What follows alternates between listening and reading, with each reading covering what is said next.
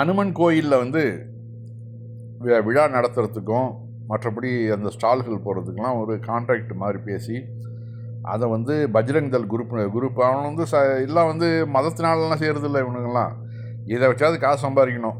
அந்த மாதிரி பஜ்ரங் தள் அமைப்பு போயிட்டு போலீஸ்கிட்ட போய் கொஞ்சம் தினாவட்டாக பேசியிருக்கிறானுங்க. எங்களுக்கு பர்மிஷன் கொடுத்தே ஆகணும், கொடுக்கலன்னா நீ உன்னை வந்து என்ன பண்ணுறோம் பார் அப்படிங்கிற மாதிரி பேசியிருக்கிறானுங்க. எல்லா எஸ்ஐயும் ஒரே மாதிரி இருந்துருவாங்களா? இந்த ஆள் என்ன பண்ணிட்டாரு, நீ போட உன் வேலையாச்சு நீனாச்சு அப்படின்னு சொல்லிட்டு இந்த வேலையை போனாலும் மயிர் ஒன்றாச்சு அப்படிங்கிறாரு. அந்த பஜ்ரங் தள் குரூப்பை வந்து முதல்ல இருந்துச்சு வெளியே போறியா இல்லை அடித்து வெளியே வரட்டுவா அப்படின்னு கேட்டவுடனே அவனை பயந்து போய் அரண்டு போயிட்டானுங்க அவனுங்க.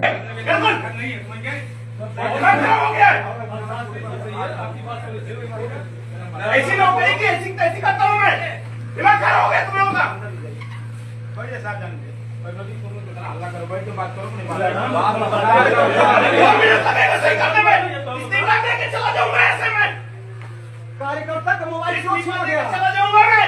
ये नहीं बता सकता क्यों छीना गया? हम पूछ रहे हैं कार्यकर्ता का मोबाइल क्यों छीना गया?